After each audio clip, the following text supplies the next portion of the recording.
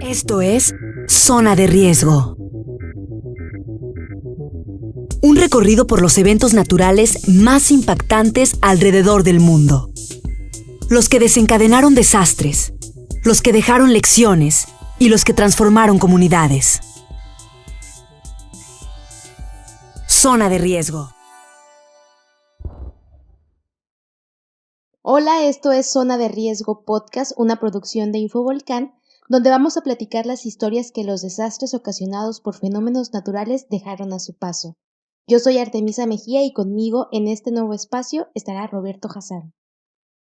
Hola Artemisa, un gusto iniciar este recorrido por las historias de desastre más interesantes, aquellas en las que las comunidades se vieron expuestas y vulnerables ante amenazas naturales.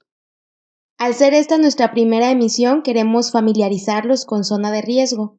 Yo soy periodista digital y mi rol en este espacio será desde quien desconoce muchos de los términos o la especialización de las ciencias de la Tierra, y Roberto, quien es maestro en geociencias, hará por explicarnos y facilitarnos las dudas que puedan surgir a lo largo del episodio.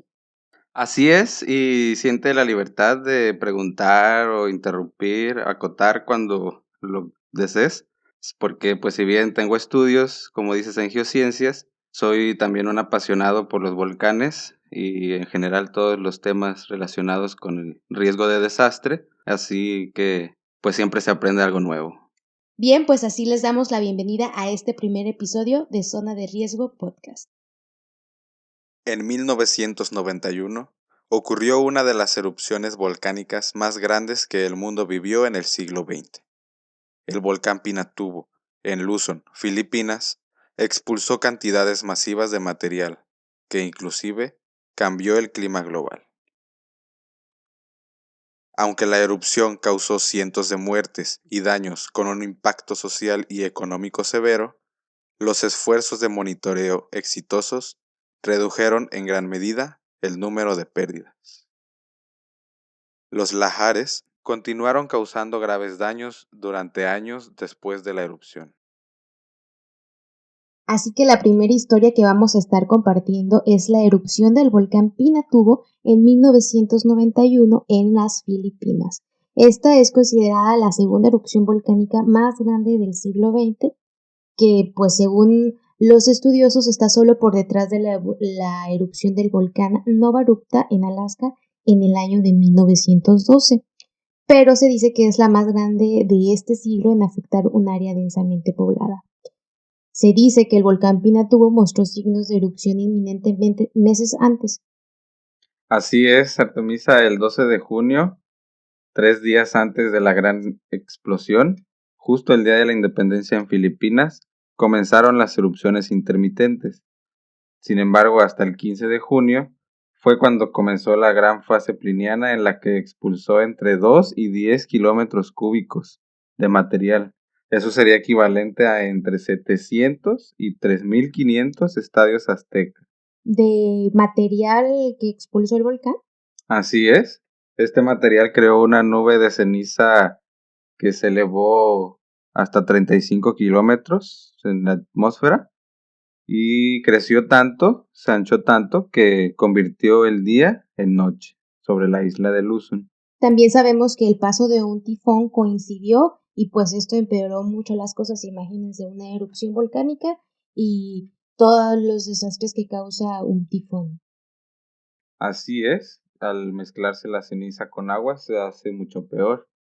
De igual manera, esta erupción hizo que la temperatura global cayera entre medio grado centígrado más o menos. ¿Esto es posible que por una erupción la temperatura disminuya? Claro que sí, es principalmente por dos factores, los químicos que suelta la erupción y tanto material volcánico hace que se refleje más rayos del sol, entonces sí, una gran erupción puede causar cambios en el clima. Pero bueno, entonces ahora dimos como un contexto de qué es lo que sucedió, pero qué era o cómo se encontraba antes de esta erupción el monte Pinatubo. Pues bien, Artemisa, antes de la erupción del 91, el monte era relativamente desconocido. Su última erupción había sido hace más de 500 años, entonces no se tenía un registro histórico de erupciones previas. En aquel entonces era una montaña de aproximadamente 1750 metros de alto y era una montaña más del montón, si se veía así el paisaje entero, una pequeña montaña que resaltaba un poco encima de las demás. O sea que previamente de 1991 no sabían que era un volcán. Es correcto, de hecho los primeros estudios en la zona fueron en inicios del siglo, en 1909, si no mal recuerdo, en el que el autor Smith hace la descripción de la zona y de hecho él menciona en su publicación que el Pinatubo está desprovisto de ceniza y de cualquiera de las indicaciones de que pudiera ser un volcán. Imagínate cómo quedó después ese científico. Pues muchos años antes fue cuando hizo esa visita y no encontró pues como indicios de que fuera un volcán, ¿verdad? Sí, mira, de hecho, te leo textualmente, concluyó que el monte Pinatubo no es un volcán. No vimos señales de que alguna vez lo haya sido, y aunque la roca que lo constituye es porfírica, la región es bastante única y no he visto nada parecido. Bueno, pues por lo menos destacó que era un lugar único, ¿no? Sí. Después de él, no se estudió más la zona hasta en los 70s y 80s, que hubo estudios económicos, geológicos, en los que se buscó explotar el azufre, la piedra pómez, y posteriormente se quiso explotar el campo geotérmico, pero realmente nunca se logró nada. Bien, ¿y qué nos puedes contar sobre las poblaciones que vivían ahí? O no sé, nadie sabía que esa montaña era un volcán, nunca había habido como, pues algún tipo de indicio o algo que les hubiera asustado a los pobladores. Pues mira, de qué bueno que lo mencionas, es muy interesante porque los únicos que vivían en la zona es la comunidad del pueblo Aeta, así se llaman, y ellos tienen una antigua leyenda en la que hablan de Baco Baco, un terrible espíritu del mal, le llaman, el cual podía cambiar su cuerpo en una enorme tortuga y arrojar fuego por la boca. En la leyenda, al ser perseguido, Baco Baco huye a la montaña, cava un gran hoyo, bañando la tierra circundante en roca, barro, polvo, fuego, durante 3 días, aullando tan fuerte que la tierra tiembla. Eso suena más o menos a una erupción. Las historias, las leyendas de los pobladores siempre como que algo iban a decir, ¿no? Algo decían que no, señor científico, sí pasa algo aquí, ¿no? Sí, pues como decía, la última erupción había sido en más de 500 años antes. Para ese entonces ya había pobladores y es probable que la leyenda haya pasado de generación en generación de esos 500 años. Entonces, la población cercana ahí al Pinatubo se llaman Aetas y ellos tenían pues sus historias, sus leyendas, que supongo alrededor del volcán y alrededor de la montaña. Sí, de hecho, actualmente el pueblo Aeta considera a el monte Pinatubo una deidad. Le llaman Apo Namalyari. Y de hecho, los más antiguos y la gente más sabia de la comunidad eh, achacan a Apo Namalyari la culpa de la erupción de el 91, diciendo que fue un castigo, pues un castigo por haber dejado entrar a compañías mineras y a los que están deforestando el área, que por eso los castigo. Pues esa era su manera de entender qué es lo que estaba sucediendo con su zona, ¿no? De darles a entender a esas grandes compañías que quizás no les estaba pareciendo. Sí, claro, pues al ser su deidad, al castigarlos, pues obviamente atribuyen el castigo divino a a lo que se está viviendo actualmente en la región, que es la deforestación, la explotación minera, con un alto impacto ambiental, etcétera. Entonces, pues es como un castigo. Bueno, pues con este contexto que nos has dado ya sobre cómo se encontraba previamente el volcán Pinatubo, que no se conocía como volcán, que los geólogos que visitaron pues no reconocían ningún volcán ahí, pero los pobladores que tenían miles de años asentados ahí pues tenían ya sus leyendas y sus historias que hacían pensar que algo ocurría con esa montaña.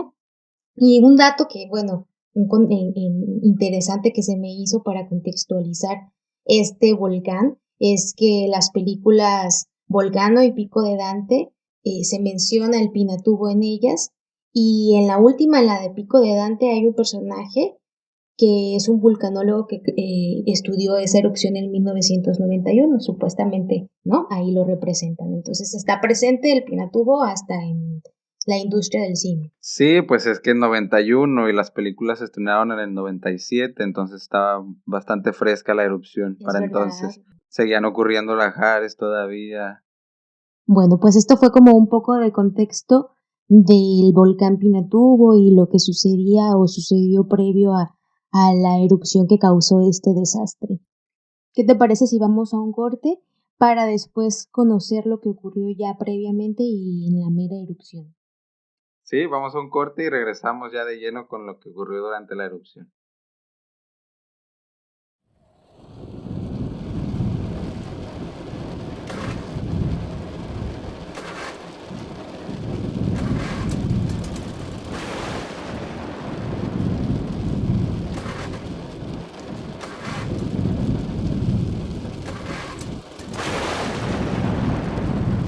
Zona de riesgo.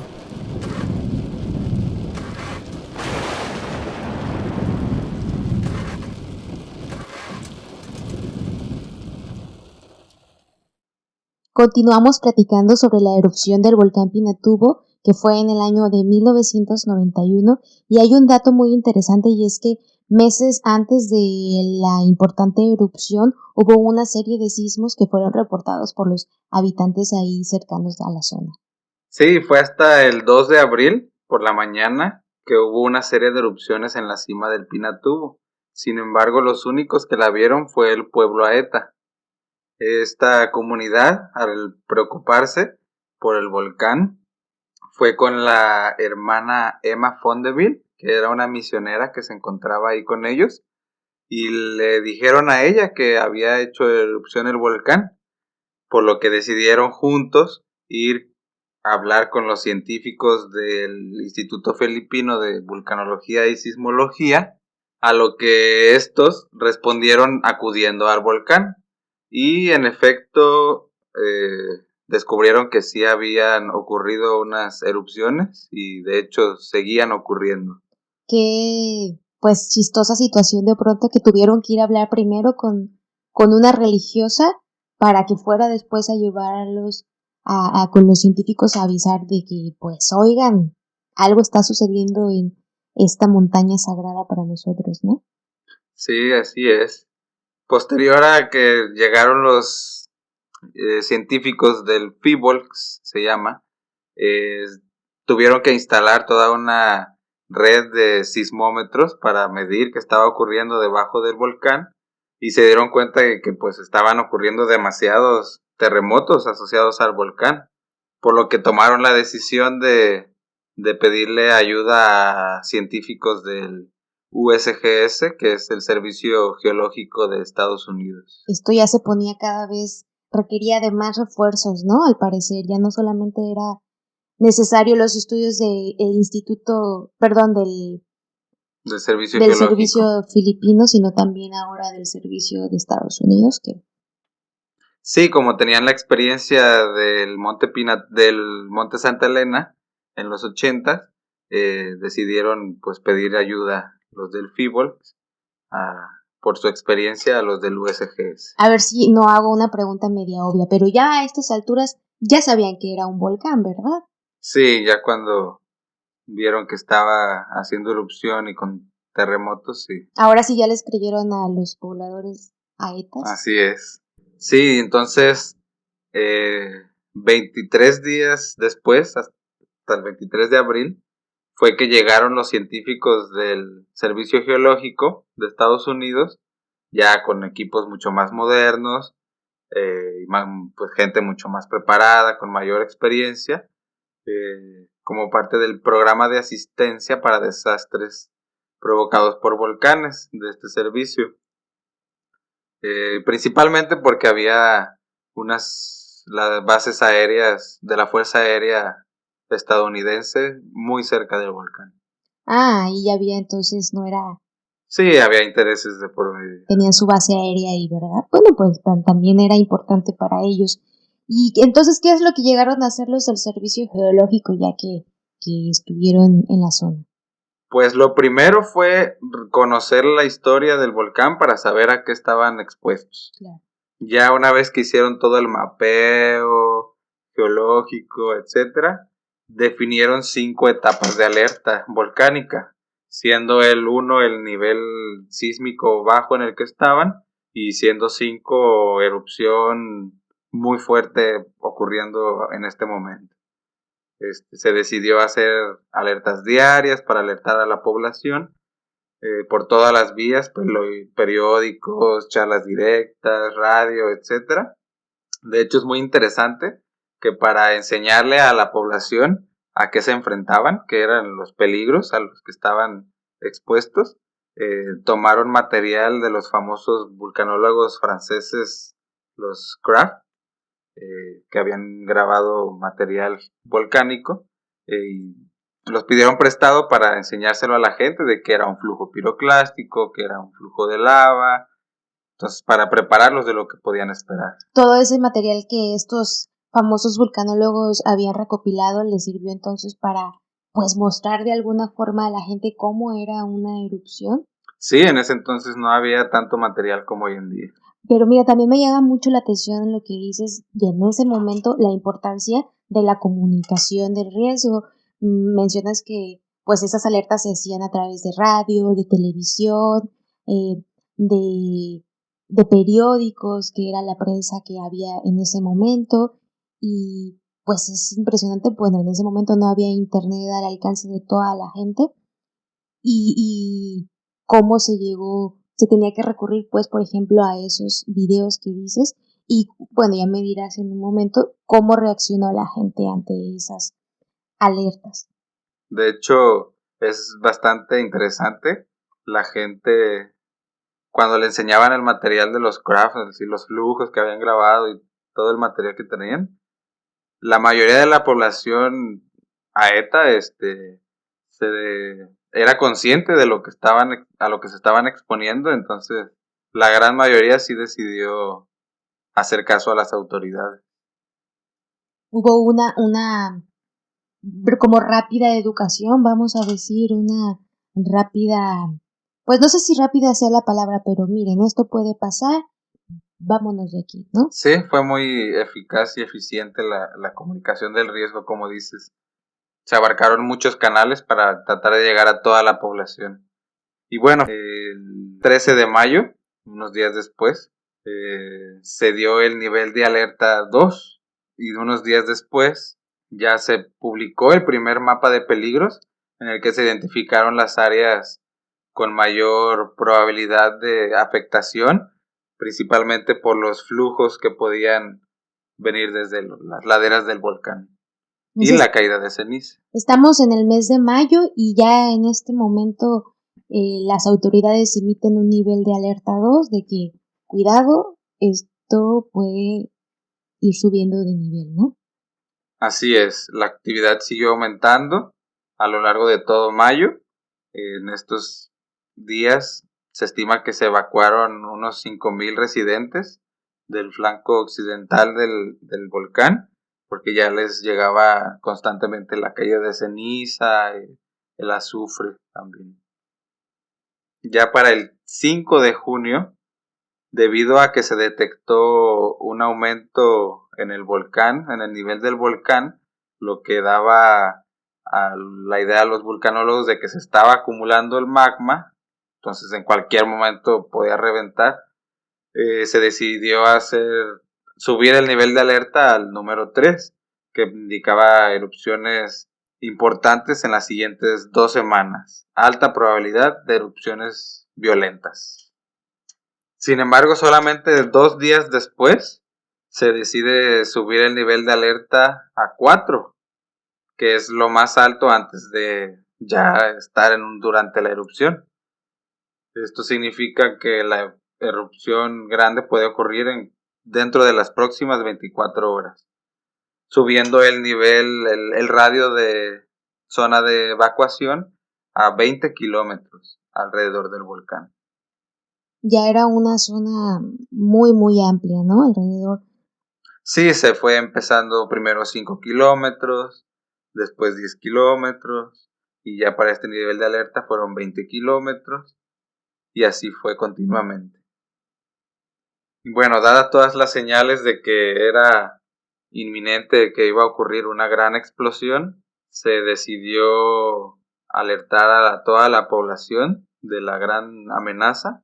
Sin embargo, es importante señalar que cuando se está tratando con la población de alertar a la población, es muy delicado en los momentos en los que se decide evacuar, ya que una falsa evacuación o una falsa alerta y una evacuación que a la postre haya sido innecesaria puede llevar a la población a no creer futuras evacuaciones, ¿no? El típico Pedro y el Lobo. Si les dices que evacúen y no pasa nada, pues la gente va a dejar de creer. Entonces, tanto los científicos del FIWOLKS como del Servicio Geológico estadounidense tenían ahí la incertidumbre de cuándo dar la alerta máxima y cuándo evacuar ya una mayor zona. Claro, ¿qué tal que decimos muy pronto y pues fueron varios días, ¿no? También bueno, yo me imaginaría que ocurre una erupción y ya finaliza quizás ese mismo día y no aquí con todo lo que hemos conocido previamente, pues ya venía preparándose para lo que hemos dicho que es como la gran erupción el día 15 de junio, ¿no?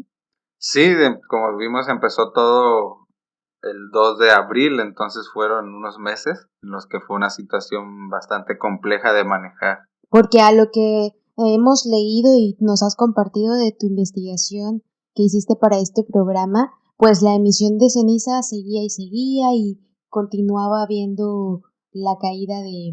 Sí, de material. Los primeros flujos empezaron a ocurrir en las laderas del volcán y cada vez eran erupciones mucho más grandes. Y como tú decías, si se evacuaba demasiado pronto, mucha gente al ver que no ocurría nada, pensarían regresar a sus casas y ocurriría la gran erupción una vez que regresaron, ¿no? Entonces era el peligro. Porque pues no se sabía tal día, pues supongo que hasta la fecha no se puede saber, tal día va a hacer una muy grande erupción algún volcán, pues imagínate todo lo que se salvaría, ¿no? Sí, entonces el 10 de junio se ordenó la evacuación de la base aérea Clark, que era la más cercana al volcán. Imagínate, casi como 14,000 militares junto con sus familias tuvieron que ser trasladados a otra base naval y solamente se quedaron ahí para continuar las labores de monitoreo y ocupación, pues, aproximadamente 1,500 personas. Ya para el 12 de junio, cuando iniciaron las explosiones intermitentes y grandes columnas, se decidió aumentar el rango de evacuación debido al que se subió el nivel de alerta a 5, advirtiendo a todos los residentes más allá de 20 kilómetros, pues que evacuaran la zona. Ya para esta etapa se obligó a los pocos que quedaban en la base que tenían que irse al pueblo más cercano, que era el pueblo de Los Ángeles, con una población en ese entonces de unos 230,000 habitantes, imagínate.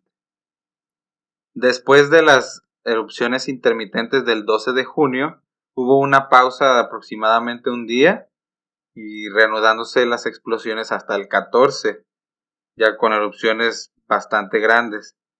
Para ese día se habían evacuado más de 70,000 personas y había habido hasta entonces solamente 4 muertos, 24 heridos y unos cuantos desaparecidos. Bueno, ya para este momento la erupción definitivamente era inminente y estaban súper convencidos y la gente, quiero pensar, porque mencionaste la palabra advirtieron, nunca se obliga o se hace forzosamente que las personas se evacúen, perdón. Entonces, este nivel de advertencia era cada vez más fuerte, como, miren, está pasando esto, tenemos el peligro aquí muy cercano, vamos a evacuar las zonas, como dices, 20 kilómetros, ya es muchísimo, la verdad. Y me interesa mucho, me causa un poco como de dudas sobre la población que mencionábamos al inicio del programa, sobre los saetas. Ellos continuaron ahí en sus aldeas o decidieron salirse fácilmente ya en este punto de la erupción. Sí, pues como te comentaba, algunos sí, al ver a lo que se enfrentaban, decidieron hacer caso a lo que decían las autoridades.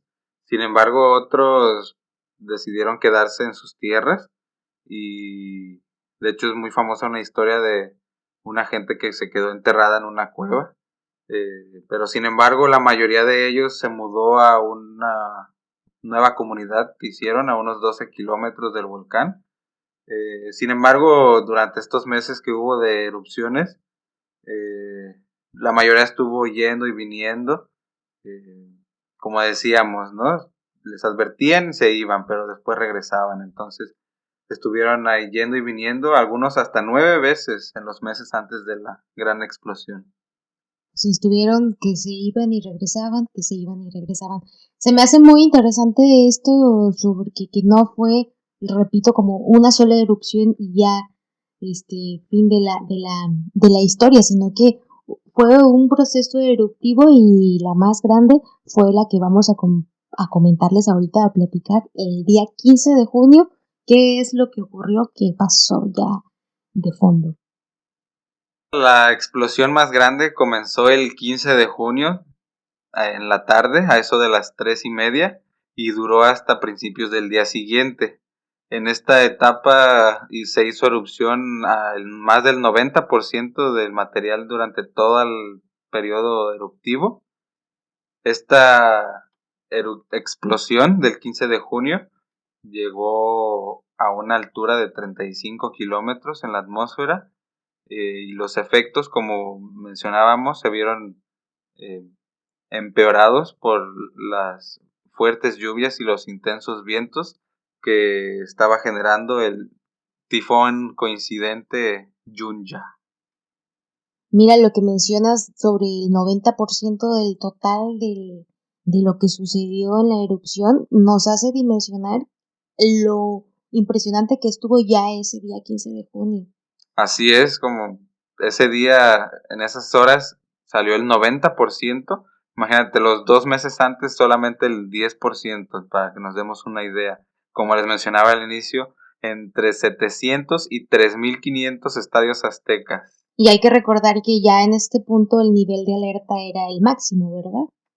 Sí, como mencionaba, unos días antes se dio el nivel de alerta 5, que era ya, estamos en erupción, más de 20 kilómetros a la redonda, hay que evacuar. Y por aquí lo que platicábamos al inicio del programa como dato interesante es que ya en este momento de la erupción, la columna eruptiva, llamas, la columna volcánica alcanzó unas dimensiones impresionantes que trajo oscuridad a una gran zona de Luzon central que según la investigación trajo oscuridad durante 36 horas, o sea, más de un día. Así es, casi toda la isla recibió caída de ceniza húmeda por el tifón. Esta tefra se le llama, cayó en dirección oeste, por lo que cayó en el mar de China, pero sin embargo se registraron caídas de ceniza en lugares tan lejos como Singapur, Vietnam, Indonesia, Camboya y Malasia. Pero bueno, la fase climática, le vamos a decir, está dividida en tres. La principal, que fue la más fuerte, que comenzó con una gran explosión y después fueron varias pequeñas explosiones. En esta primera etapa se desarrolló casi toda la erupción, el 95%, y duró unas 12 horas hasta el día siguiente. Le siguió el segundo periodo, que fue menos violento. Solamente se generó una nube de alrededor de 26-28 kilómetros de alto y duró a finales del 15 de junio e inicios del 16. Y bueno, el tercer periodo, el más pequeño, que se ocurrió en la mañana del 16, una pequeña columna se extendió desde el volcán unos cuantos kilómetros solamente. La prensa de aquel momento informó que parte de la piedra volcánica que cayó tenía el tamaño de un durazno. Todo esto fue lo que cayó en la base aérea Clark. Sí, la ceniza alcanzó en esa zona hasta 30 centímetros de espesor y se reportaron bastantes heridos y algunas muertes en esos días. Después continuaron explosiones más pequeñas y durante los siguientes días, donde la actividad más fuerte parecía que ya había terminado, pues la gente comenzó a regresar a sus hogares. Sí, al ver que la erupción había disminuido, ya no había sido la columna tan intensa que había ocurrido el 15, entonces poco a poco fueron regresando a sus casas. Sin embargo, pues como les dijimos, el tifón hizo todo peor, entonces pues las lluvias siguieron impactando, entonces se siguieron generando lahares y la ceniza se siguió mojando. No es que terminó lo más impresionante, vamos a decir, y ya todo volvió a la normalidad, pues no fue así. No, como les mencionaba, la ceniza al combinarse con el agua se hace una especie de cemento, un concreto muy pesado, por lo que la mayoría de edificios, casas, al tener una capa considerable acumulada en los techos de ceniza y si es húmeda, pues muchos de ellos terminaron por derrumbarse, que fue ahí donde hubo una de las mayores cifras de muertes por el colapso de edificios. Hasta el 26 de julio siguió cayendo ceniza en las poblaciones cercanas, después de que 1.2 millones de personas perdieron sus hogares o su medio de vida, sus animales, sus casas, en fin, 100,000 casas habían sido aplastadas o pues enterradas y unas 90,000 personas permanecieron todavía en los centros de evacuación. Sí, así es. De hecho, los informes de víctimas en los días posteriores a la erupción ascendieron a más de 435 víctimas. Y bueno, la actividad continuó más o menos similar con pequeñas erupciones hasta finales de octubre del año siguiente, de 1992, cuando por fin se dio por terminado ese periodo eruptivo. Sin embargo, ya la actividad fue muy a la baja. Y esto se quedó para la población como un evento demasiado importante, creo pensar yo, más bien por lo previo que por lo que sucedió en el momento, aunque ya ahorita vamos a platicar sobre los efectos posteriores de la erupción, ¿no? Sí, pues todo el paisaje que rodeaba al Pinatubo cambió radicalmente, de ser áreas densamente boscosas, pasó a un escenario completamente gris, lleno de ceniza. La vida de los pobladores se vio drásticamente alterada. Los saetas cambiaron totalmente su estilo de vida. La población de la zona tuvo que cambiar su modo de subsistencia. Bueno, en total se considera que hubo unas solamente 740 muertes. Sin embargo, el estimado de daños asciende a los 450 millones de dólares. Como decías, más de 2 millones de personas de 300 comunidades distintas se vieron afectadas, en la mayoría por la caída de ceniza, la cual, como te decía, cambió su modo de vida al dañar los cultivos y todo lo que se podía sembrar en la zona. Pues claro, me imagino que las tierras de cultivo se vieron afectadas por la erupción, las carreteras, comunidades, pues todo lo que sucede cuando una población se enfrenta a este tipo de situaciones. Así es, y otro de los efectos de la erupción, como mencionábamos al inicio, fue que tanto los aerosoles como el azufre se quedaron en la estratosfera y ahí quedaron girando alrededor de la Tierra durante meses, que fue lo que causó esta baja de medio grado centígrado durante prácticamente todo un año.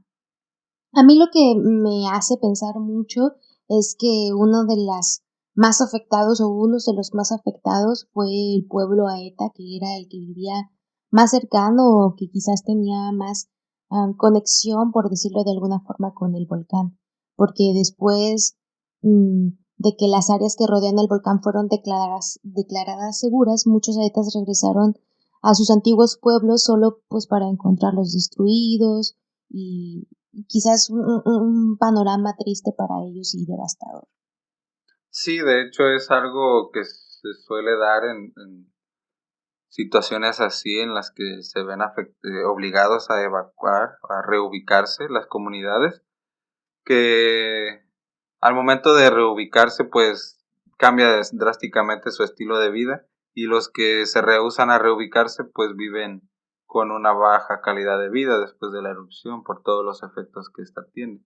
Como el caso de los aetas, pues terminaron mudándose a la capital y consiguiendo trabajo ocasional de agricultores o de constructores y en general la sociedad aeta se ha visto muy fragmentada y ya integrada a la cultura de las tierras bajas.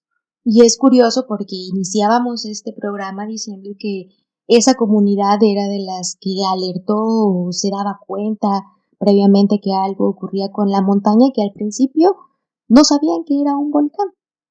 Sí, así es, sería interesante que hubiera pasado si nunca hubieran estado ahí los Aeta, cómo hubiera sido la explosión, que tanto hubiera afectado, porque pues como vimos, el número de muertos, aunque pues es muy alto, no es nada en comparación con lo que pudo haber sido.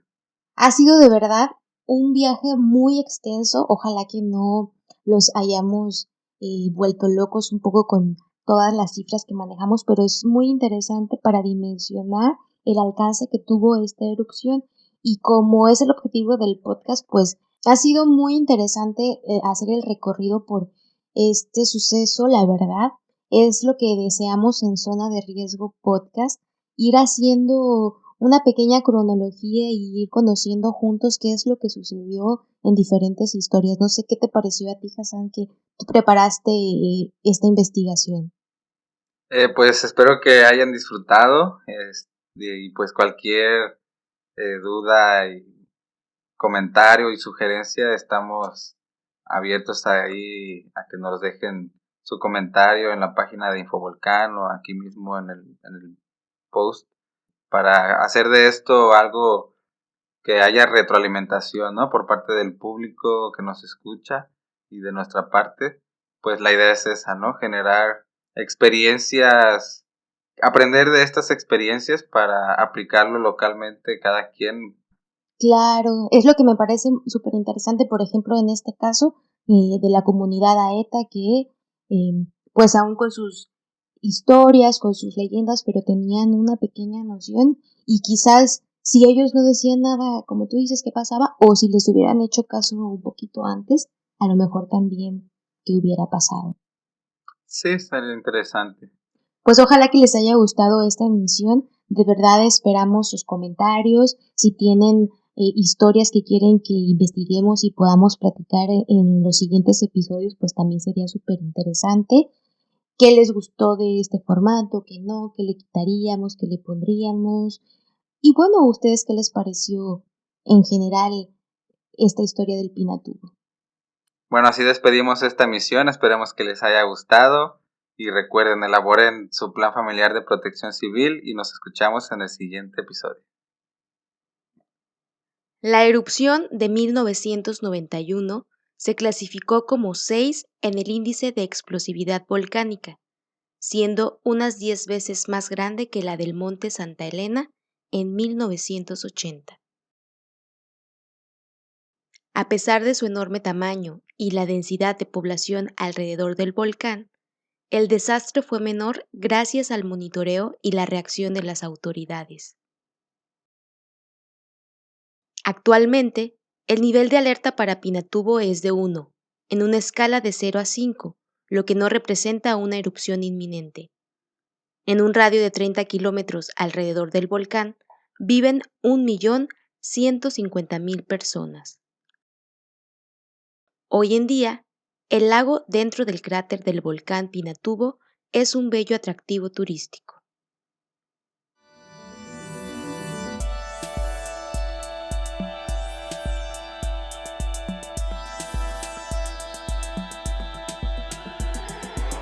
Zona de riesgo.